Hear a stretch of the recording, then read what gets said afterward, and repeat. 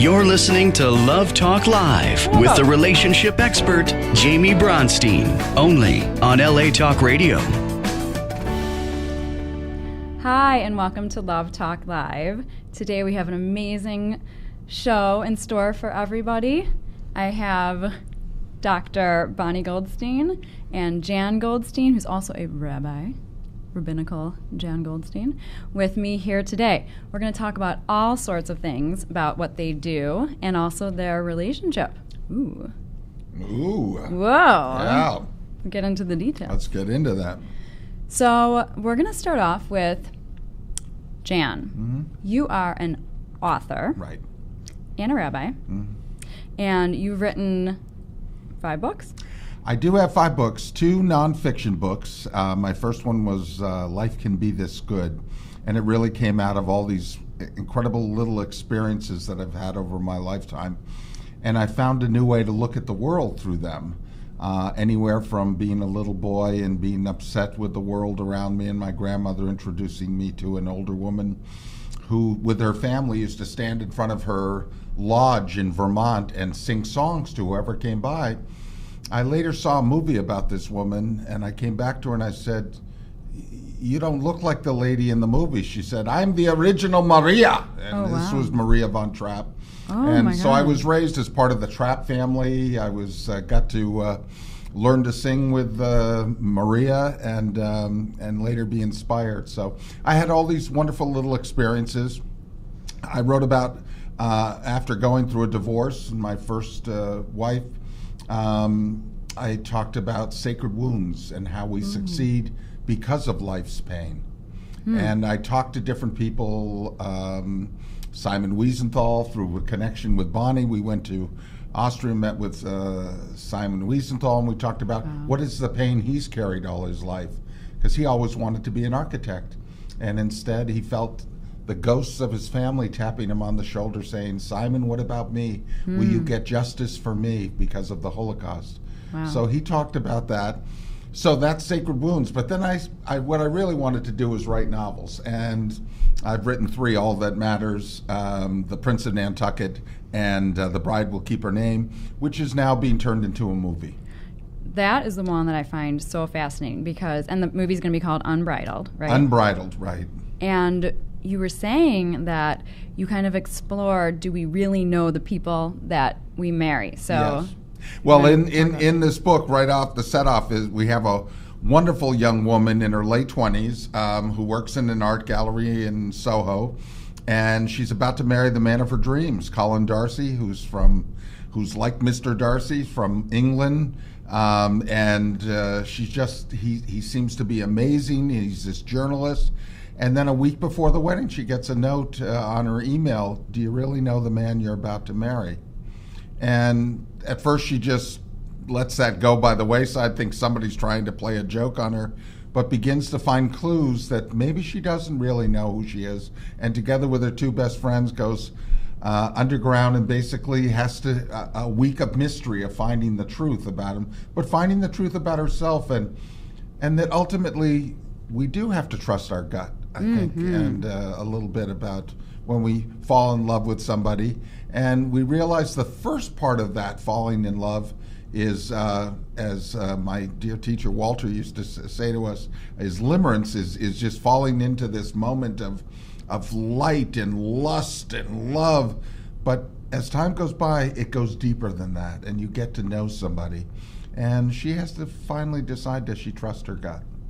So are we going to talk about what happens in the movie book, or should we let our viewers? Well, I think you're going to love it. You're going to enjoy it. And it's being made by these wonderful, wonderful producers, Sandra Siegel and her incredible partners. But I do think that ultimately love is a very humanistic thing. It's about what goes on and the dynamics, as it is between Bonnie and myself.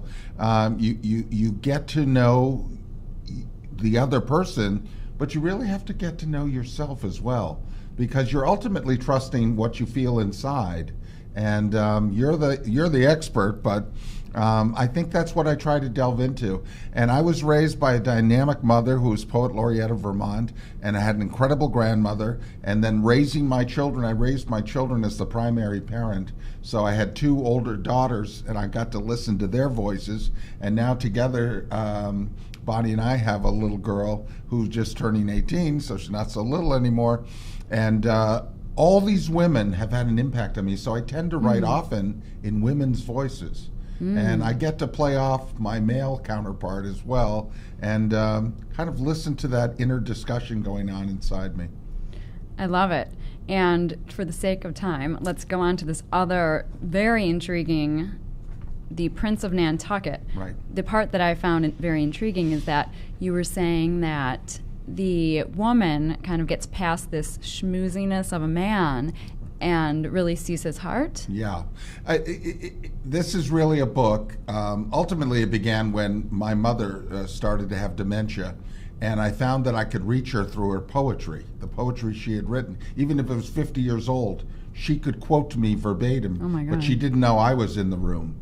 And I wrote about a Senate candidate from California, nothing to do with me, but he was charismatic, and he has had a long-standing struggle with his mother because he believed something about her back in his youth that turns out not to be true, he finds out later. And ultimately, it's about how he gets to know her as she's disappearing with dementia and teaches her to fall in love with art again and teaches her to paint again. She's a world-class painter, and he has to teach her how to do it, and through the teaching, finds the art in himself, but also is surrounded by his daughter, who is estranged from him as a teenager, and he has to get to know her. And this new woman that you mentioned, who he meets on the island of Nantucket where the mother is, and he goes to care for her. And there, she challenges him. Everyone's always bought his kind of come-on lines, you know, and she goes, do they buy that out in California? I love that. Not here. And she said, tell me who you really are. And she makes him go deeper. She makes him own who he is. And ultimately, through these 3 women, he becomes a better man. Wow, that's beautiful. So, hope you're all intrigued. I am. Please read. Go online. Check it out. It's on Amazon, everywhere. And I was thrilled when it became an LA bestseller. And it's very exciting to work out relationships through your writing, through creativity. Yeah, and you are incredibly creative and brilliant. So, thank you for sharing with us. And so, Dr. Bonnie Goldstein, do you want to tell us about lifespan learning and basically what you do and how you really truly help people? And then we can kind of get into how you bring that stuff into your relationship. Well, I loved how Jan was saying that we work out the relationship and he's able to write about it, because we all know as humans we have our issues, and as couples those get magnified. But to be able to work it out, not just through our dialoguing, but also sometimes Jan will say right before he writes his novels he has to percolate. And I think that's what the relationship does.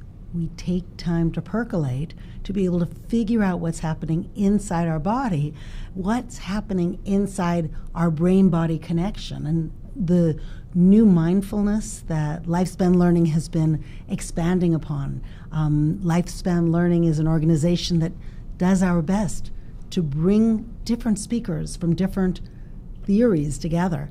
And mindfulness is the direction that we're going. We have a conference in the Marina April 26th to 28th, this really bringing together speakers and leaders on the world on mindfulness, on being able to find our place in helping the environment, helping others, joining together mind and body.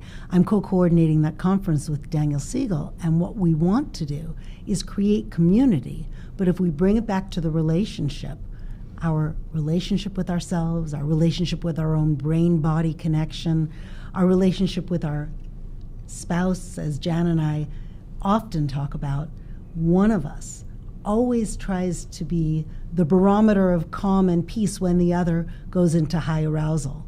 And it's so interesting because it changes. Sometimes something will trigger one of us, not the other, and we become more aware using mindfulness, using our body as the barometer of where we're at when we're going into hyperarousal, how to ground ourselves, how to drop back into relationship. I have a trick that Jan knows I'll do whenever I'm feeling upset, either at the world or at Jan. One of the resources, and this is through the lens of sensory motor psychotherapy, the body-based work, being able to get into a tub of hot water or a jacuzzi can shift my experience. Another one is to be able to notice what's happening in my breath and put my hand on my chest and just self-calm that way. And really being supported in the chair I'm in or standing up and taking a walk can help me communicate. There are times when we'll be arguing with one another and I'll say, let me take the dog on a walk. And then I'll call him while walking, being in nature, walking the dog, talking it through where I'm not having to look at him face to face, especially when I'm already triggered, but rather looking ahead and still being very present through our words, through our conversation, allows me, that millimoment break or maybe a longer break, allows me to come back into relationship. I love it. Yeah, it's definitely a shift in energy. And that's, you kind of, if the energy is stagnant and stuck, you just need to start moving. So I love that you're saying that helps. Or even shifting our body, being able to ground my feet into the ground. Again, this is another sensory motor psychotherapy intervention where we ground our feet and our heads and our body and our spine. We all grow taller. And something about that reorganization gives us the power not just to be strong or argumentative in the relationship, but the power to back up. And that power of backing up, sitting back and taking a breath and really being able to be present without having to go forth and say an argument, allows the argument to dissipate. And Jan mentioned Walter Bockelman, who was one of our teachers, and we took a course together at UCLA. This advanced course with Walter was so powerful because being in an environment with other therapists and clergy and other people who are in the mental health profession allowed us to examine and use ourselves as the primary couple. So learning about others and how to help others helped us learn about ourselves. Also, whether you're physically shifting the energy or not, it's always good when you're kind of having that like heightened arousal of being triggered and frustrated to take a step back before you, when you're like in that emotional state, to really calm down and then to talk about things when you're not heightened. Because a lot of times people say things they don't mean when they're upset. I think the mindfulness particularly has become more and more important to us. My son, Dr. Jan Goldstein, has really helped bring me to it because Elisha's very immersed in the field of mindfulness and has taught me to take a breath. Taught me to, and what you're talking about in a relationship even is to let it breathe. And that idea of taking a step back, don't have to cross that line right now. Don't have to say that thing that's on the tip of your tongue. Don't have to take it that much further without taking a breath. Bonnie will often say when I'm upset about something I want to write to somebody because whatever they've done, she said, okay, write it out. That's all great. Now put it in a drawer and wait overnight. Yeah. Let it take a breath and see if you feel the same way tomorrow morning. I think in our relationships, there are times when, and that's not just with our spouse or our partner, that's with our friends as well. We may cross a line not realizing that if we'd only taken a breath. And I think the world teaches us that too many people are rushing forward without taking a breath. And I feel that in our country, and I feel that in the world around us. So I'm hoping with shows like yours and the work you're doing, Jamie, that you really bring that into relationships that start with our one-on-one and actually expand into our community.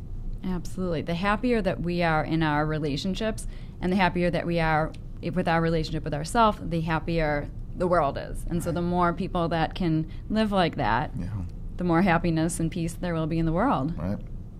That's what we're thinking. So when we're looking at our ways of organizing our experience and looking at how the brain-body connection speaks to one another, that taking that night, I call it 24-24. I'll say, take 24 hours before you send it. You can write it out, but take 24 hours. And if Jan says, I just can't, then we have an agreement. It's 24 minutes, ideally 24 hours. But if not, if we can at least take 24 minutes, it allows us to have that space to reflect. And so often we know people, so many of my clients in my private practice will say, I sent an email and it got so much worse. Or sent a text, or the text arguments. That's so obvious. We don't ever fight on text. We've just made an agreement. It just doesn't work because the misinterpretations that happen. And with my teen clients, they will often find themselves getting so triggered because of an emoji that then they realize it was either a joke or it was a butt emoji or a butt dial or whatever it may be. And they realize that they got themselves all worked up for nothing. Well, we find that by taking that space and creating that and creating those resources under us, that foundation, it allows for communication. One of the things I have to tell you, Jamie, when I first met Bonnie, I said, as most people will do, it comes around to like, what do you do? And Bonnie didn't answer with a job or an occupation. She answered with, I chase sunsets. Beautiful. And that's what I do. Oh, I also work, and I'm a psychologist, and I'm a this, and I'm a that. But what I do is I chase sunsets. And it was an answer that was about what's passion? Where do I feel my passion? And my mother used to say to me as a boy, that sunsets were her most famous part of the day because it's when heaven and earth kiss. And I write about that in the first book, Life Can Be This Good, that moment when heaven and earth kiss.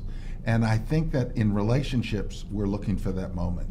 That moment, one of us is heaven, one of us is earth, and we change places maybe, but it's that moment when we come together, when these two different entities come together and kiss and find in that connection between one another, something deeper, something that brings us together, just as that moment on the horizon when you see a crimson sky connected to the earth. And it's perfect, and it's exactly the way that it needs to be. And it's different every day. Right. But you feel that. The novelty of not knowing what it'll be makes it all that more special. And that I love that you're bringing it back to nature, because indeed we're both so invested in this conference, which is coming up in April, because we're bringing together experts on nature and the power it has on the mind, the body, on relationships. And so it really has been a hallmark of our relationship, chasing nature, chasing sunsets. Jan was born in Vermont, and home to him is the trees, and I was born in LA, and home to me is the ocean. So we could say when the ocean and the trees all come together, then make sure that we're part of that. So often people in LA will say, I never get down to the beach. And I always wonder about that. Or Jan will say, hey, quick, you've got to come out. You have to see this moon. It's right there. Right. I always wonder how people don't notice those basic things, then where we fit in on this. And certainly the ancestors really appreciated, and that's what they had, is nature. So teaching to our clients, teaching to our kids has been so important to us. So just to wrap up, I would love to hear what your favorite things are about each other, and then the key to a successful forever relationship. Fun. What do you guys love about each other? We could start with when we first met. Before we ever saw one another, we already knew there was some magic, and that was 20 years ago. So 21 years is our anniversary this year. You can feel like an invisible cord of, like I'm safe.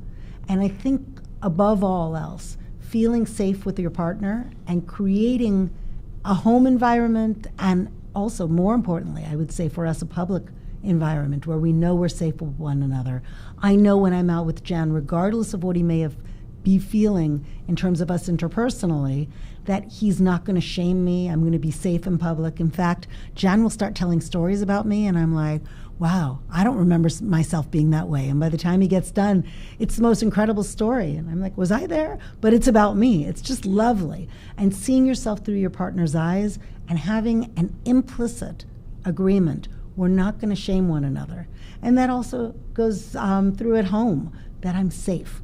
That's a foundation. I think for me, in finding Bonnie, I had been for so long believing, and I think people do this, that I can fix somebody. Right. I really tried that in relationships prior. I know they were missing. There was something missing, and they would be very open about it. And I go, well, I can be that fix that. And then I realized, who did I think I was? Right. That, we're not so all powerful. We can do all we can do, but people are who they are. Absolutely. And you come to accept certain things about them and so forth. Bonnie said, I don't need to be with you. I want to be with you. Beautiful. And that was different. That was a whole different approach in relationship for me. I don't need you. You don't need to come in and make me whole. Yes. You don't need to come in and fix me. But Hallelujah. This is who I Good. am. I feel like we're like, This is who I am, and I want to be with you. And that sense of want, that sense of knowing that connection, and as Bonnie says, that sense of safety, that this is a home. That's the connection that stays. And you work at things. Of course, you go through ups and downs in any relationships. Absolutely. You go back to the passions, though. I think you go back to the sunsets and the water, as she says, and the nature. You remember what was it where we felt whole and where we felt connected. And I think sometimes, particularly where we're going through bumps in any relationship, you want to come back and go, what's important here? And remind yourself. And sometimes even find yourself smiling. There are things about another person that can drive you crazy. I don't care how long you've been married, and particularly how long you've been married, but you learn to smile. You learn to take it in, and you realize, wow, that's part of who the person I fell in love with, and that's part of who they are. And you learn to then take that in and smile at it, and I think it turns what could be a difficulty into a blessing. I'm crying. That was beautiful. Thank you. This is real. This is forever. And I couldn't be more happy for you guys that you found Thank each other. Jamie, really thank you. Thank for- you, Jamie. Keep you. up the good work. You're doing such good work with couples. I love hearing how many people are being changed because of the work you're doing. Thank you so much. And you guys have impacted so many lives, and I know you will continue to do so. Thank you. you. Thanks. And just to let our viewers know, once again, how they can find you, how they can work with you, how they can contact you, everything. Go ahead, Bob. My website's drbonniegoldstein.com. You can find out more information about sensory motor psychotherapy. You can find out more information about Lifespan Learning Incorporated and all of the different programs we're running. Looking forward to staying in contact. And I'm going to be posting about this April conference for anybody who wants to go to it. And I'm at jangoldstein.com, and you'll find out about all my books and all the works I'm doing with that.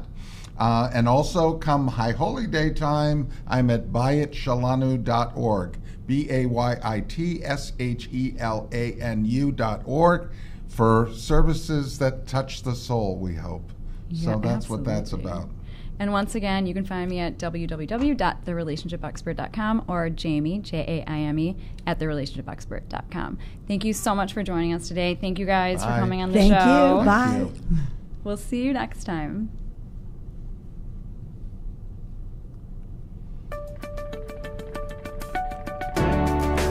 You're listening to Love Talk Live with the relationship expert, Jaime Bronstein, only on LA Talk Radio.